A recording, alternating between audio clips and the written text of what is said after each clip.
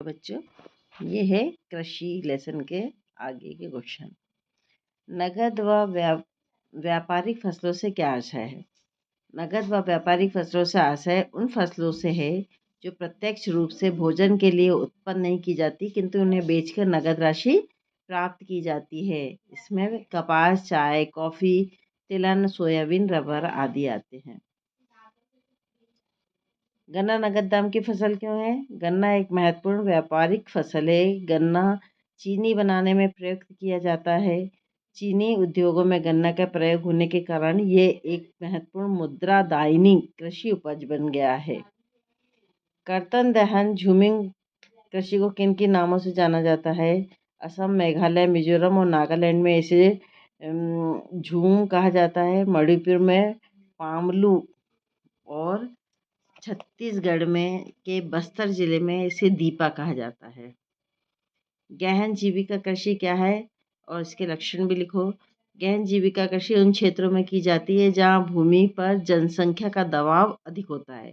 गहन कृषि के लक्षण: वर्ष भर एक से अधिक फसलें प्राप्त की जाती है। अच्छे बीजों का प्रयोग करने से अधिक उत्पादन होता है।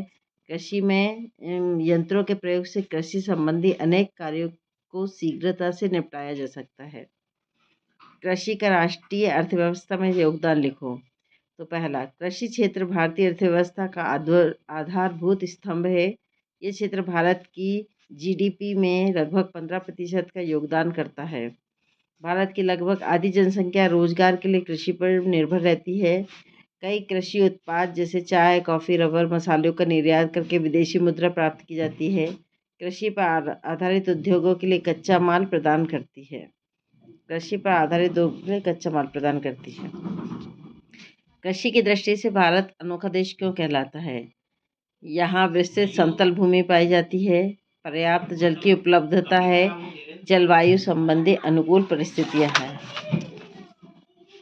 उसके बाद है दिन प्रतिदिन कृषि के अंतर्गत भूमि कम हो रही है, क्या आप इसके परिणाम की कल्पना कर सकते हैं?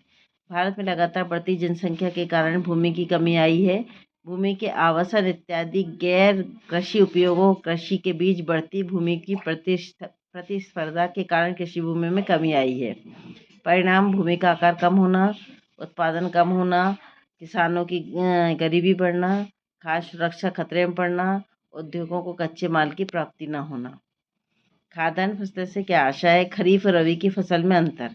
खाद्यान्न फसलों से हमारा आशा उन फसलों से है जो भोजन के लिए मुख्य पदार्थ का कार्य करती है। खाद्यान्न फसलों में अनाज व दालें सम्मिलित है, जैसे चावल, गेहूँ, ज्वार। खरीफ और रबी की फसल में अंतर: ये ऋतु मानसून के आगमन के साथ शुरू होती है। ये फसल मानसून ऋतु के बाद शरद ऋतु के साथ शुरू होती है। इन फसलों के पकने में कम समय लगता है, इन फसलों के पकने में अधिक समय लगता है। इन फसलों का प्रति हेक्टेयर उत्पादन कम होता है, इन फसलों का प्रति हेक्टेयर उत्पादन अधिक होता है।